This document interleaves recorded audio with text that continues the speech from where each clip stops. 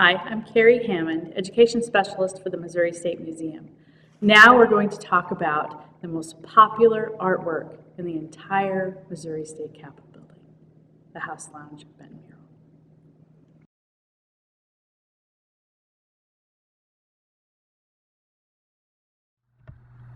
Welcome to the House Lounge. It wasn't until the 1950s that legislators in the building had their own offices. So up until that time, they used this room for everything. They would do their paperwork, they'd meet with constituents, they even smoked cigars and played cards in here. So it was kind of like an office and a break room combined.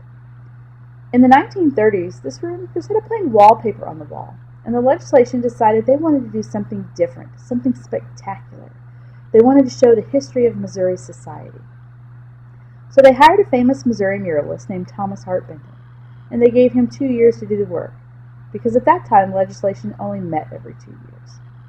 And for the first 18 months, Benton traveled around the state doing research, sketching people and places and animals and different things he wanted to put into the mural.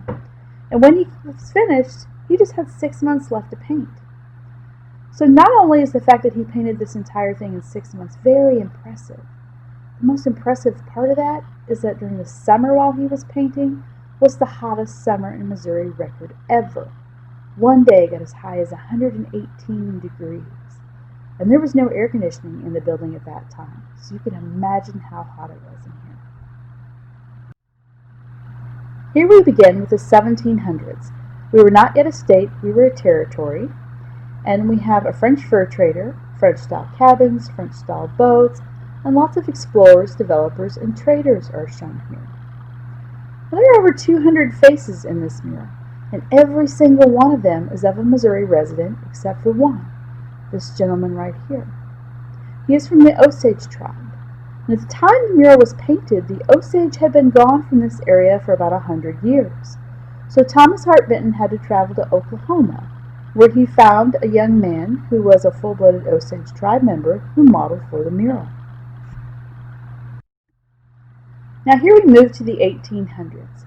We have the very first temporary capitol above the general store in St. Charles shown here.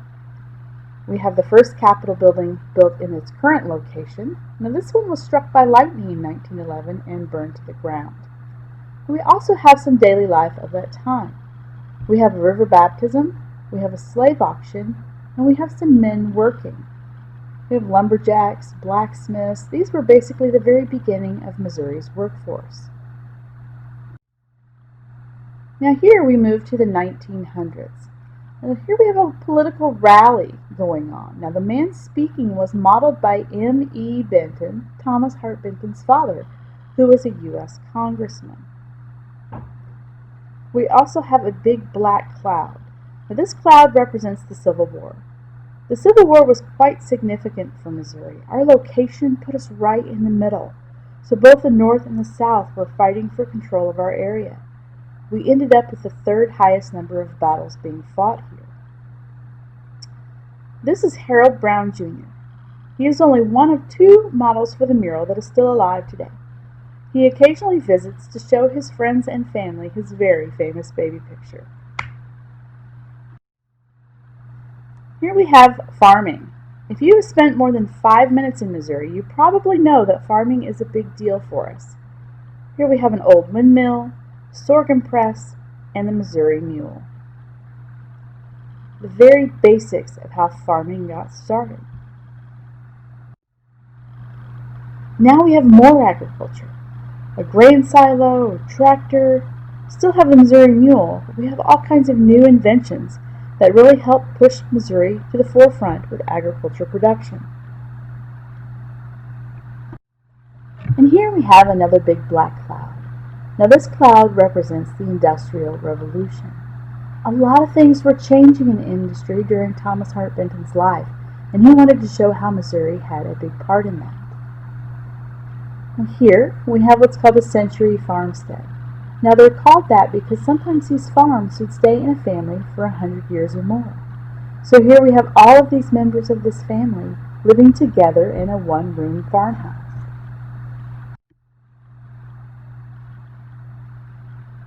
And here we have a courtroom scene. Now, Thomas Hart Benton was an artist. However, all the male members of his family up until him were politicians and lawyers. And Thomas Hart Benton thought being a lawyer was the most boring job in the world. So he's poking a little bit of fun here. This is his older brother, Nathaniel Benton, who was a lawyer in the southwest part of the state. Nathaniel is pleading his case to the jury, but he is so incredibly boring, he is putting the judge to sleep. This section represents St. Louis. St. Louis is known for its beer manufacturing, office supplies, but most of all, its shoe factories. In the 1930s, Missouri produced 60% of the world's shoes. This section represents Kansas City. Kansas City is known for its meat packing plants and livestock auctions, its pharmaceutical industry, and its politicians, specifically this man here, Tom Pendergast. He was a politician and considered a criminal. No one made a move in Kansas City politics in the 1930s without his say-so. They referred to him as Boss Tom. The areas above the doors focus on folklore and legend. You may recognize these characters from a Missouri-based story called Huckleberry Finn by Mark Twain. Mark Twain's real name is Samuel Clemens, so note the Sam Clemens on the side of the riverboat. Even if you have not read his work, most everyone has at least heard of Mark Twain. He wrote his stories in the late 1800s, so they've had a lot of time to get around and be read by most everyone. Mark Twain essentially helped put Missouri on the map. So this is Thomas Hart Benton's Ode to Missouri's Literary History. Here we have the notorious outlaws from the mid to late 1800s, the James Gang. We have two separate scenes here, the train scene and the bank scene. The orange shirts are Jesse, and the yellow shirts are Frank. Now Jesse was the more famous of the two because he was very charismatic, kind of the showman of the gang. However, Frank was the brains of the operation. Frank was a scholar of Shakespeare and frequently quoted Shakespeare in his daily life. So when they would rob a train or a bank, Frank would quote Shakespeare to people. Well, in the rural Midwest, especially back at this time, most people had absolutely no idea what he was talking about, which we kind of suspect he did on purpose. And this was actually part of what helped authorities figure out who the James Gang was. You have a man named Frank James who does the unusual thing of quoting Shakespeare in his regular life. Then you have a mysterious bank robber who also quotes Shakespeare. Not too difficult to put two and two together to figure out who these bandits were. This section is called Frankie and Johnny. It's based on a true incident that happened in St. Louis in 1899, and a song was written about it. The song lyrics are, Frankie and Johnny were sweethearts, and Johnny did Frankie wrong. As you see, he's got another gal here. And Frankie shot him dead with her big 44. Now things didn't turn out very well for Johnny, but the song that was written about them got with a collection of a few other songs in the era that had the same sound, and they became what was known as ragtime music. Ragtime music eventually became blues music. So this is Thomas Hart Benton's Ode to Missouri's Musical History. The areas on either side of each door have themes. The first block represents brutality. It's from the same time frame as above, the 1700s. The French were the first to bring slaves to the area. They brought slaves in the Dominican Republic to work in the lead mines. This lead mine work was so incredibly brutal that these men's lives were measured in months instead of years. The second block represents expulsion. In the 1930s, people of the Mormon faith had a good-sized base on the outskirts of Kansas City. Now, several different things happened, but one of those things was a large land dispute. Not normally that big of a deal. Land disputes happen all the time. However, the governor at this time didn't like it and didn't want to deal with it. So he passed a law saying the other citizens could do whatever they wanted to drive the Mormons away. They tarred and feathered them. They burned their houses. They were even able to murder them without consequence. Here we have communication. This represents the Pony Express, which started in 1860 in St. Joe, Missouri, and lasted for 15 months. It only lasted that long because we had the expansion of the railroad through Missouri out west and the invention of the telegraph.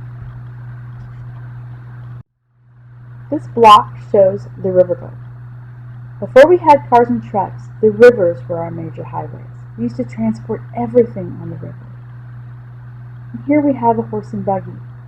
Now, the main method of transportation for everyone used to be the horse and buggy.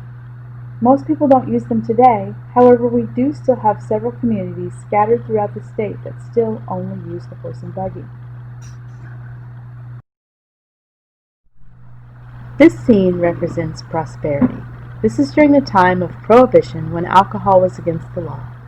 Here we have people in a speakeasy, dinner, drinks, dancing, having a wonderful time.